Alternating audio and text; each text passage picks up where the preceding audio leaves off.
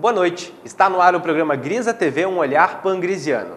Hoje nós concluiremos a nossa série especial sobre educação e analisaremos este processo sobre o ponto de vista do adolescente. Boa noite, doutor Pedro. Boa noite. Agora então boa noite aos adolescentes também. Vou conversar com vocês de forma especial agora, mas deixo o Douglas para dar início ao nosso processo. Ok, doutor Pedro, uma das principais reclamações dos adolescentes para os seus pais é a falta de privacidade dentro de casa, no seu quarto, por exemplo. O que o senhor tem a dizer sobre esse assunto? E aí eu tenho duas óticas.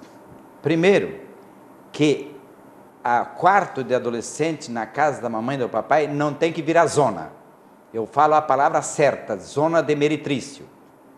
Porque hoje está se permitindo muito cedo e com o aval dos pais o relacionamento sexual dentro de casa.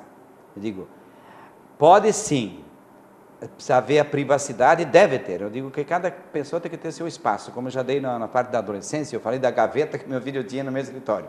E também o quarto do adolescente, ele é responsável, só ele entra e quem ele convidar a entrar, mas ele cuida da limpeza, ele cuida da organização, ele cuida das suas roupas, ele cuida de tudo. Ele que é o responsável do seu espaço.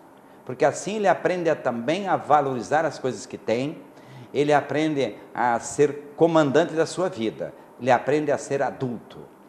Mas eu digo, que hoje, é melhor ainda, falando sobre o tema que eu falei antes, é melhor com diálogo com os pais, com a namorada, com o pai, com a mãe, se for para ter a oportunidade, inclusive, de fazer experiência sexual no seu quarto, vai ser feito com o consentimento dos pais, e não como se fosse uma fuga. E por isso quer privacidade no seu quarto. Digo, sim, tem que respeitar essa privacidade para que ele aprenda a comandar seu espaço. Então, senta com os dois, porque tem inclusive, veja, eu estava vendo ontem um programa na televisão que fala que os meninos estão ficando adolescentes, ou a puberdade chega mais cedo. Das meninas a gente já sabia. No nosso instituto mesmo nós já percebemos que quando a menina menstrua mais cedo do que o habitual, que a data certa da menina menstruar é entre 12 para 13 anos. Quando a menstrua antes, quanto mais cedo, mais a menina tem programações no seu subconsciente de sentir-se sozinha, abandonada. Então tem que dialogar muito sobre isso, porque o subconsciente encontra a melhor forma da menina não se sentir mais sozinha, que é ter um filho. E por isso também muitos filhos prematuros, eu diria assim, não que nascem antes de terminar a gestação, mas que são concebidos com uma mulher não amadurecida, uma mulher não preparada para a vida, que é o adolescente. Então, tudo isso tem que ser ensinado para os filhos. Hoje, essa questão inclusive das doenças venéreas e companhia, no nosso tempo era só doença venérea, agora tem AIDS e companhia, agora tem vírus, não é só bichinho, como dizia. Então, tudo isso tem que ficar claro, orientar como usar a camisinha direito, se uma vez a menina usa, outra vez o menino usa, até isso é importante, desde que se perceba que permitir aos filhos terem relacionamento sexual na pré-adolescência ou na adolescência é feito de forma organizada, de forma responsável, que estão se preparando para construir um casamento bonito, seja com esse parceiro de agora, seja com outro depois.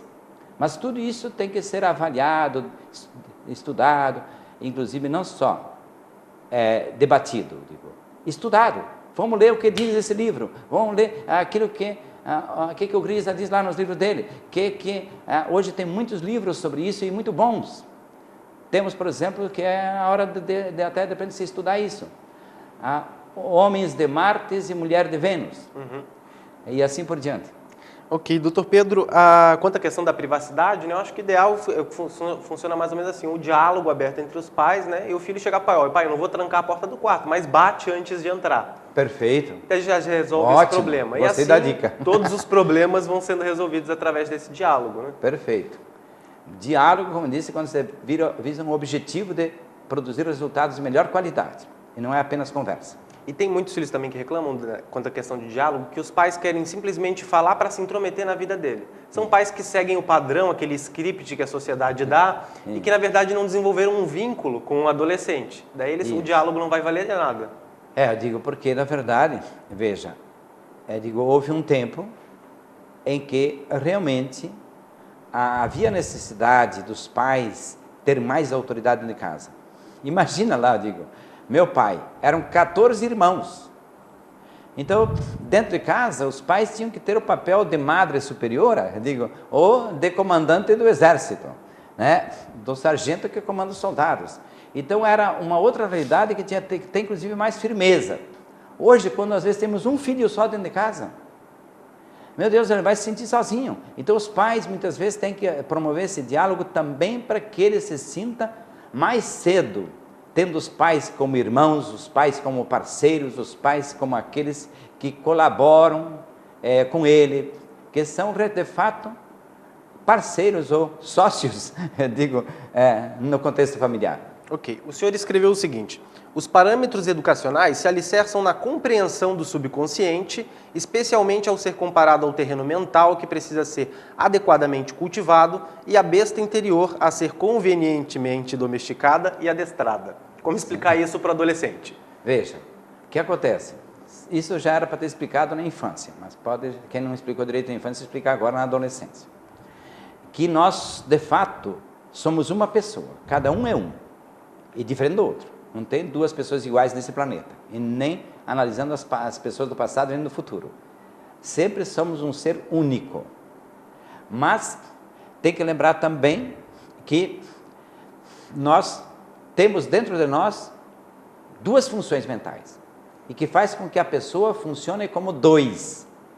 Esse é um tema que a filosofia vem debatendo há milhares de anos, e a psicologia desde que existe. E a própria psiquiatria, que até hoje às vezes não percebeu as coisas com clareza. Eu digo que a pessoa é um ser só, porém funciona como dois, porque temos o consciente, a função racional. Isso é explicado de forma muito mais clara pela ciência cristã americana do que por Freud. Embora estudado bem Freud, ele é melhor do que a gente pensa à primeira vista. Então temos o consciente, a função racional, e o subconsciente, a função mecânica, automática e autônoma. Então tem que explicar para o filho que, cuidado, que às vezes tem reações que não são da sua vontade. Eu quero. Quando a pessoa fala, eu quero, é sinal que não está querendo. É apenas a besta desembestada, mal domesticada no assunto, que está reagindo. Então, então tem que aprender o quê? Cultivar a mente com boas sementes. E o que são as boas sementes? As palavras positivas, acordar de manhã cedo, cantar dentro de casa, se a mãe quer acordar o filho, não precisa ir lá bater com raiva na porta do filho, mas começar, por exemplo, bota uma música alegre, hoje temos tantos recursos eletrônicos para isso, ou então canta, a mãe mesmo cantar, nossa, saber que a mãe está contente quando o filho acorda, é um tesão que dá para o filho, para a vida, não só para aquele momento. Então, a despertar os filhos, então pensamentos, palavras positivas é a forma de cultivar o terreno mental. Domesticar a besta interior, e a palavra é essa mesma, domesticar, não é domar. Isso eu já ensino na adolescência, na infância, aliás. Mas quem não fez na infância está na hora de fazer agora na adolescência.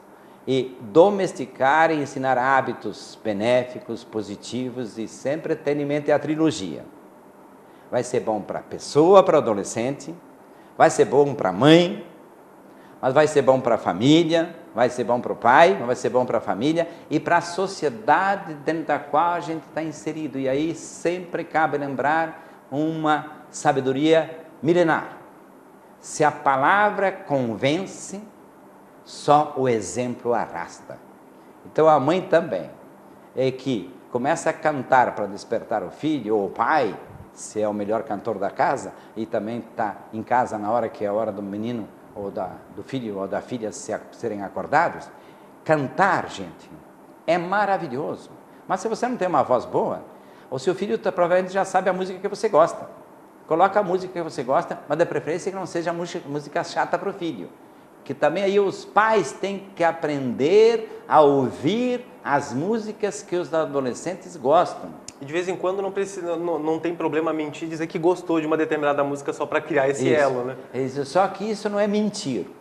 Eu digo, mentir é quando tu quer prejudicar. Quando tu quer ajudar, é uma santa inverdade. Então isso também é muito importante, isso para nós. Porque se você acha que está mentindo para o filho, você está fazendo pecado. E pecado é culpa, e culpado merece castigo, e atrai a oportunidade de sofrer para pagar a culpa. Então vigiai e orai para não cair em tentação também nesse sentido. Então lembrar que eu falei isso não como mentiroso, e sim como quem quer ajudar o filho, o adolescente. Isso vale para os avós também. E aqui eu até quero lembrar mais uma vez o papel dos avós. Os avós, muitas vezes, são os únicos que estão perto da criança ou do adolescente para ser amigo. E tem que ser amigo, e não dedo duro que vai acusar os filhos, seja criança ou adolescente, para os pais. O avô e a avó têm que ser amigos. E que então o adolescente, especialmente, que muitas vezes precisa falar da sua vida, contar para a avó que ele está empolgado com uma menina, ou que está empolgado com um menino, empolgada com um menino, ou até mesmo quando é homossexual, que a menina está empolgada com outra menina e não tem coragem absoluta de falar para o pai, mas ela criou o vínculo com a avó ouviu as colocações dela, a avó foi parceira, não só para fazer um bolo, mas também para outros momentos. Tem que ser. Então o que vai acontecer? O adolescente vai contar para a avó, e a avó não tem que se assustar. A avó tem que continuar aquilo que eu disse, ser amiga, perguntar, confiar e apoiar. Ok. Doutor Pedro, agora nós vamos para um rápido intervalo comercial. Em 2 minutos nós estamos de volta com mais Grisa TV, um olhar pangrisiano.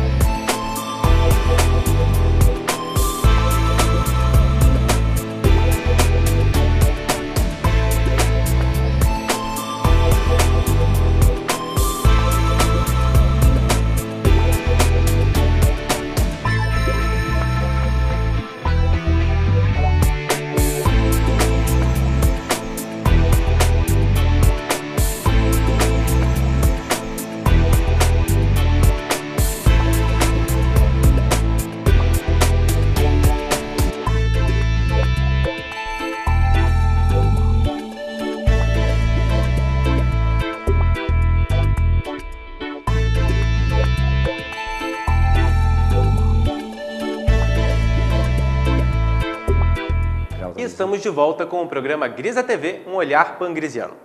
Doutor Pedro, no livro O Jogo e a Estrutura das Personalidades, o senhor cita até as páginas aqui, na 161 a 165. O senhor explicita de forma significativa que os pais e educadores precisam ensinar às crianças, desde muito cedo, a disciplina, o valor da ordem e da organização, o que é impossível de ser obtido sem estabelecer limites. Então, os adolescentes que a gente não observa isso, foi porque o pai falhou nesse momento na infância. Tem como corrigir isso na adolescência? Tem. E eu daria um alerta para aqueles que ainda têm os filhos que ainda não passaram para a crise maior. Seja do sexo desvairado, seja das drogas, que tudo que é demais é droga. Até pão demais é droga. Então, já dizia Aristóteles há mais de 2000 anos, os extremos são maus, todo exagero é mau. Então, o que acontece? Eu digo, Nós temos hoje muitos adolescentes metidos na droga.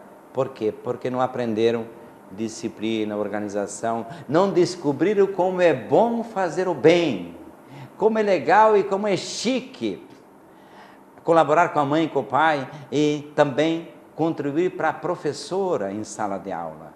Veja, o adolescente se emociona facilmente, isso desencadeia o poder da mente de forma intensa, e muito intensa.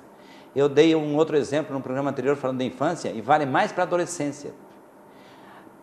Imagine lá que você, ao chegar na sala de aula, a sua professora vai estar bem legal, o seu professor vai estar chique nesse dia, até bonito, porque não está trajado de qualquer jeito como quem vai tratar os porcos no chiqueiro, e sim como vai bem trajado para preparar os cidadãos do futuro. O professor tem que ter essa noção. Mas você, como adolescente, pode imaginar isso acontecendo com o seu professor, e que o seu professor passou um final de semana legal, ou que o professor vai ter um próximo final de semana bem bacana, ou que ontem ele passou bem. Então, tudo isso, quanto mais você puder imaginar sobre a vida do professor, e por isso também não custa na hora do recreio, quando dá a oportunidade, perguntar sobre a vida do professor, porque os professores também vivem seus momentos de tensão. E se um aluno se interessa por ele, saber dele, quantos alunos no meu tempo que eu era professor, porque eu fui sempre super amigo dos meus alunos. Digo, isso é uma modéstia que bastava, mas sempre fui. Então o que acontecia? Muitos adolescentes vinham me perguntar alguma coisa para mim, mas depois que eu respondia a minha pergunta, eles faziam a pergunta deles, ou eles faziam a colocação que eles precisavam fazer, para buscar uma ajuda, um consolo. Então, eu digo sempre, eu lembro que muitas vezes eu era enfático, dando algumas orientações, mas eles aceitavam, porque eles conheciam o professor Pedro como professor de psicologia, como professor de português, de literatura, então eles sabiam que eu era amigo, que sempre buscava fazer o melhor para eles agora, para a família deles nesse momento e para a sociedade no futuro. Tanto que eu tenho vários alunos meus que foram alunos da contabilidade noturna, lá no Colégio Imaculada Conceição, em Videira, que depois foram prefeitos, já que estão na época da eleição. Por exemplo, Clóvis Dalvesco foi prefeito de Videira, outro que foi prefeito de Videira, Tadeu Comerlato, e outros tantos. Eu digo, por quê? Porque eu mostrava para eles que eles tinham que se preparar para ser ótimos cidadãos. Ok, doutor Pedro, o senhor falou sobre a insegurança, que surge muito na adolescência. Sim. E a gente sabe que a insegurança é uma das principais causas da depressão. Os adolescentes se deprimem muito, porque os pais não costumam levar muito a sério isso, né? Acha que não, ele é quieto, ele é assim mesmo. Veja, digo, são 3 os adolescentes a serem observados que têm depressão, porque como ninguém fabrica homossexualidade depois que nasceu, todo homossexual nasce homossexual, apenas vai se expressando aos poucos. Assim, o depressivo nasce depressivo. E eu costumo dizer que da placenta do sofrimento lá, quando teve uma gestação difícil, quando teve um nascimento difícil e assim por diante, eu digo, da placenta do sofrimento nascem trigêmeos univitelinos: o depressivo, o paranormal e o superdotado. E nós temos hoje uma imensa leva de adolescentes que são tudo isso: depressivo, paranormal e superdotado. Isso nós estudamos na praxis, estudando a paranormalidade, e fomos perceber as extensões da paranormalidade. Então, o que acontece? Digo, a insegurança é a mãe de todos os males emocionais, podemos dizer assim. Porque eu digo, apenas se dá outros nomes à insegurança. O que é a insegurança?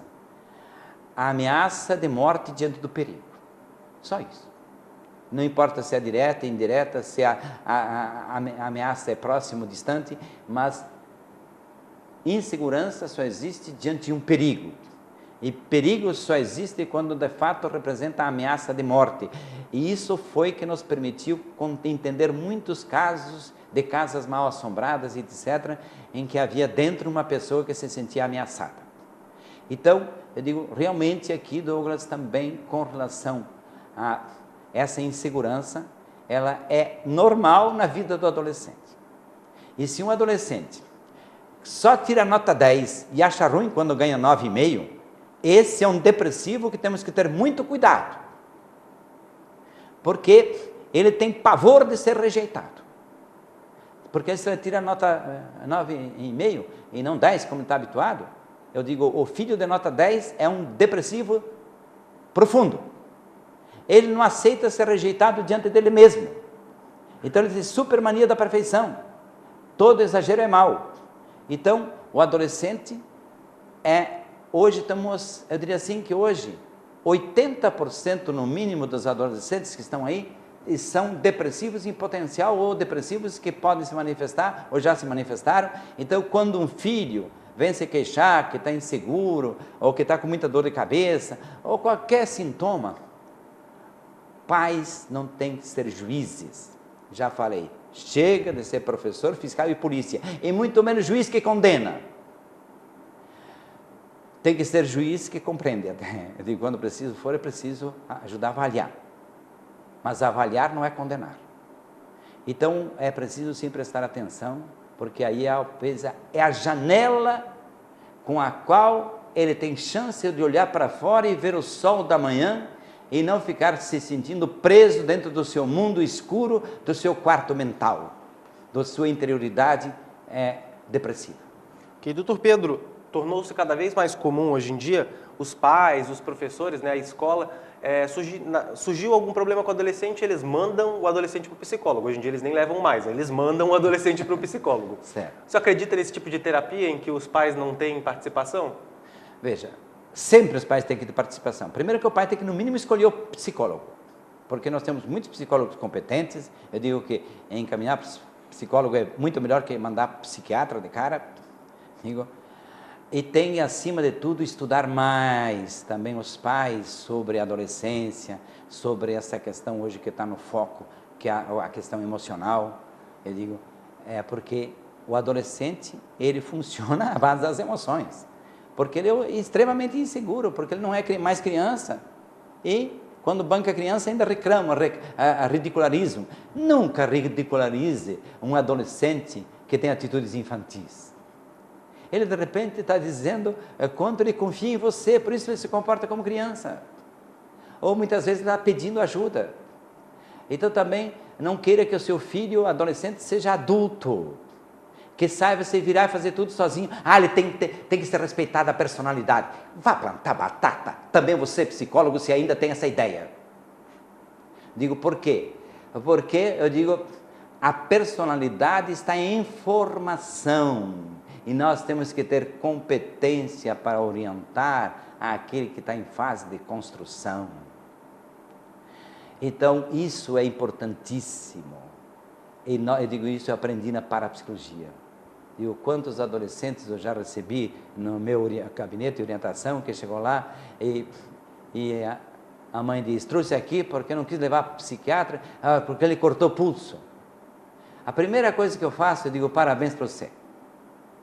Porque você é meu parceiro, porque eu também já fui adolescente e tive 3 tentativas de suicídio.